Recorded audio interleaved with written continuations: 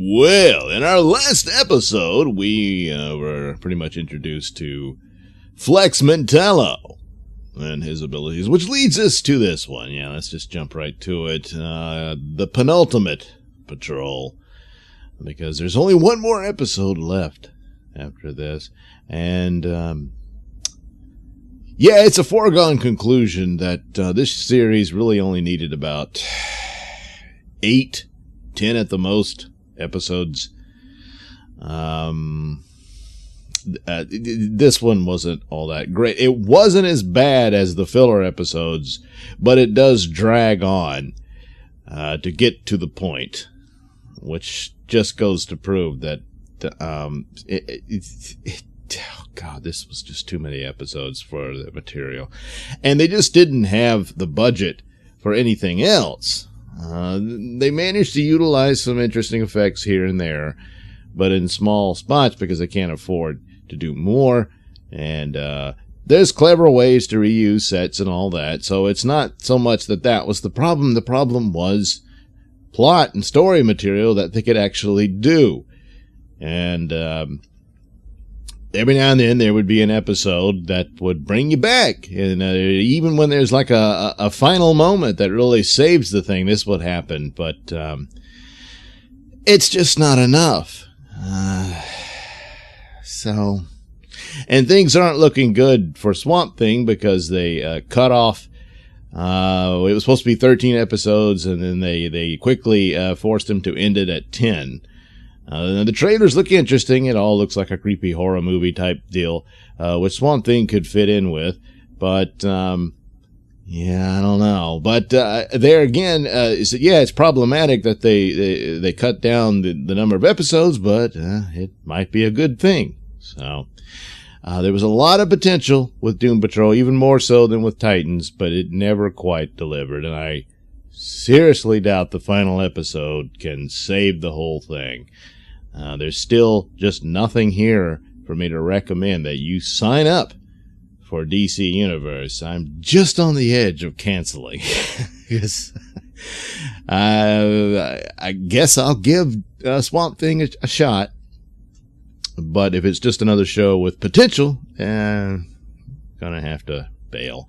There's a lot of stuff here. It's really easy and convenient to go look up some old DC stuff like that, and all the comic books. Boy, they put a lot of comic books in there, so there's a lot of stuff to catch up on, and that's all great and everything. But yeah, don't really need to do that. So Penultimate Patrol. They let's go get Niles, which turns out they probably could have done this some time ago. But anyway, with Flex Mentallo, it becomes obvious how do you find Niles when he's trapped in this bizarre limbo land or other dimension that Mr. Nobody has him in. Well, this is where we learn that he is in the white space, which another reference to Morrison and his ideas that the comic book was just a window into another world or another parallel universe where all this stuff happens and we're able to witness it. And he would even do stories like Animal Man where the character even realizes he's a comic book character and all this sort of thing. And so, well, the stories go on within the panels, but then there's all this white space in between. And there you go. That's how you get to Mr. Nobody's land. And Flex Mentallo, of course, he flexes his muscles and he can open doorways to other dimensions and this sort of thing. And boy, there's a whole lot of opportunity here about his story and how he knows this and that. He also hinted that the chief was not the hero here, which was predictable. If you read the comics, you knew this was coming. And I thought, gee, I wonder if that's what they're going to do. And, of course, it is. Now, if you didn't read it, I guess, yeah, it comes across as quite the twist. But there again, you didn't really need that many episodes to get there. But so they go back to Danny the Street just because they go back to Danny the Street. They're looking for the Beard Hunter. Now, the Beard Hunter, boy, he disappeared in a really mysterious and weird and frightful scene there. And I thought, oh, well, even because he's the Beard Hunter, and if he's tracking your beard, no matter where you are, he will find you. So that means he found a doorway, perhaps, into the white space where nobody was. And no. No. Unless they're going to clear that up. But no, he's just hanging out on Danny the Street land. And they go back to that, and it's just a replay of what they did before. And they do a joke where Flex Mentallo flexes the wrong muscle, and everybody has massive orgasms. Oh, jeez. Yeah, and it's supposed to be funny because Robot Man can't have one, so he pretends and fakes one. Yeah. So once they get through that long, dragged-out joke, Flex Mentallo is able to transport them to the white space, but apparently not himself, as that's it for Flex Mentallo. We don't see him again for the rest of the episode. So they're there, but they're all in the past, into their past lives before they became the Doom Patrol people. And Mr. Nobody's offering them, this is your chance to go back to the lives you had, and you can live them out, and it'll be fine. Of course, it's all very predictable. They all resist this opportunity when probably most of them wouldn't. Especially Robot Man. I mean, the poor guy is a brain in a bucket. Here he has a chance to go back, save his family, certainly live with his daughter, even though he saw his daughter was okay. She turned out all right with her stepfather. So, I mean, I suppose they don't even discuss that in this. He goes back to banging his nanny, and he realizes, I'm still just a creep, and I was a creep before, and I don't deserve to go back. And this was their lesson. They all discovered they were messed up creeps to begin with, which probably gives you a clue as to how the ultimate plot will resolve itself. But anyway, they all discover this, and this was sort of the narrative of the episode, because we got a flashback of Mr. Nobody before he became nobody. But he was always nobody, as his girlfriend told him, because he kept trying to become a member of the Brotherhood of Evil. This was a callback to the old Doom Patrol comics, which was one of their main adversaries, the Brotherhood of Evil. And he just couldn't impress them enough to become a member, even though he had all these ideas of giant robots and all that, which did take place in the comic book. And the giant robot shows up at the end here. Yeah, but it's all an illusion. Yes, you see, they do make it to Mr. Nobody's land, and they all reject his offer, and they come together, they find the chief, and Rita discovers that as long as she can narrate her own story, then she can cancel out Mr. Nobody's ability to narrate stories and control their movements within the white space. And they confront him, and he's falling apart because they question, why is he here? And, well, what was his problem? And they discovered he was dumped by a girl. And there you go, that's the whole origin of Mr. Nobody, and he falls apart, and he's losing control, and then Cyborg shows up and shoots him in the back, and he blows up. And they think, well, there we go, we won. Cyborg had his side story where he confronts his father, and then a truth is told there. Yes, his origin wasn't quite what he thought. It was all a lie, and his father allowed him to think it because he was afraid of what the truth would cause him to leave, and all this stuff, and that he had to make a choice. He could have saved either his mother or his son, but he couldn't save both, apparently.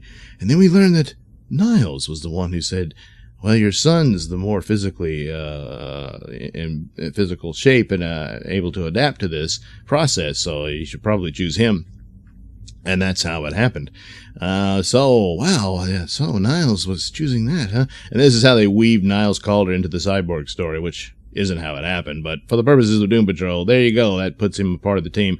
And then the others, yes, Niles Calder caused all the so-called accidents that led to their transformations into the superpowered creatures they are today. So that was the terrible, ugly truth. But to get there, they thought they had defeated him, and then they're trapped in an imaginary world where they keep fighting the giant robot, and they keep losing and dying and over, and finally Niles realizes this isn't real, and then the Nobody says, I wasn't really dead, I fooled you, and then Cyborg somehow gets there. They don't really explain this, he just shows up pretty much like he did in The Illusion, but the real Cyborg shows up after he gets in an argument with his dad, having learning the truth. And I don't know, I guess he showed up at Danny the Street and found Flex Mentallo, and he said, yeah, man, I'll get you there. And then there he is. I don't know. So now they're all trapped in white space, and Mr. Nobody says, you got to tell the truth, Niles, because the truth will set you free. And so he tells them the truth. that he instigated all the different events that led to their becoming, Robot Man being a brain in a bucket, for Larry crashing into the negative entity and being imbued with it, and Rita falling into that marsh that gave her blob powers, and whatever the experience, I forget what happened with Jane. But anyway, there you go. See, he did it all. So now they're like, huh?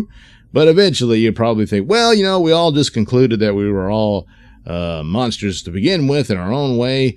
And so Niles, so is he. And here we are. Something like that. It just didn't have the oomph to it to reach the conclusion. The believability that they would immediately reject the opportunity to go back to their lives, just maybe one or two, but no. Cyborg just shows up when it's very difficult to get there. Beard Hunter is just hanging out at Danny the Street. So what was all that? That's a realistic thing he went through. I don't know.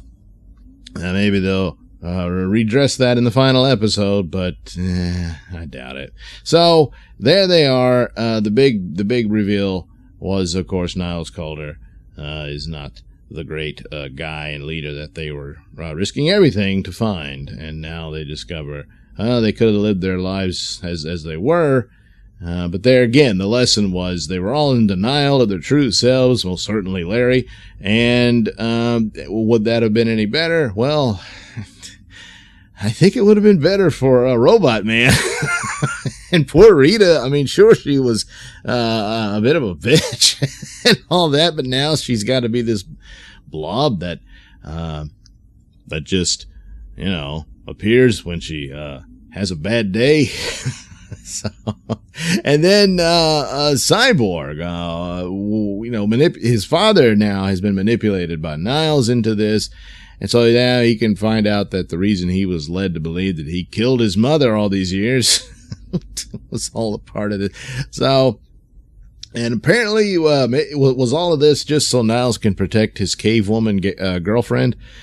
I suppose so. He said, I did it for love. Don't you understand? Yeah, you know what? He's right. I don't know. But the jokes fell flat. The only cool scene was the robot, basically.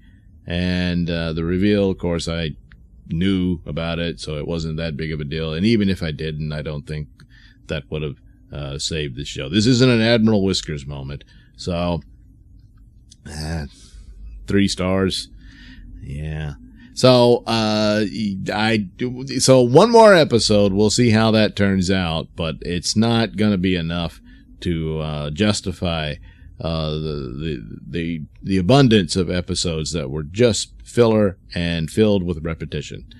And so, not enough material for the series. And, we're at the last episode. There's no way to come in and say, see, it was necessary. It just wasn't. So that conclusion, I think, cannot be undone. But it still could be a good episode, but it just won't be enough. So at this point, yes, it stays the same. I cannot recommend anyone signing up for DC Universe unless you just want to read all the comic books and stuff and look at old DC stuff without, digging out your Blu-rays or DVDs or what have you.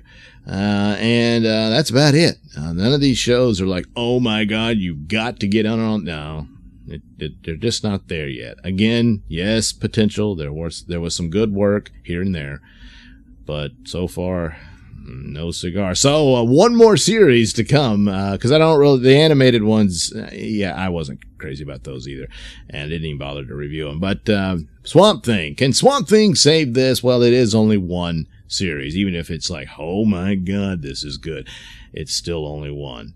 And so, we'll see. We'll see. All right. Thank you for watching and listening. Say, while you're here, why not like and subscribe? And for those of you who have subscribed, thank you very much. I do appreciate it. And hey, check out that link description below. That'll take you to my mini stores that have plenty of goodies for you.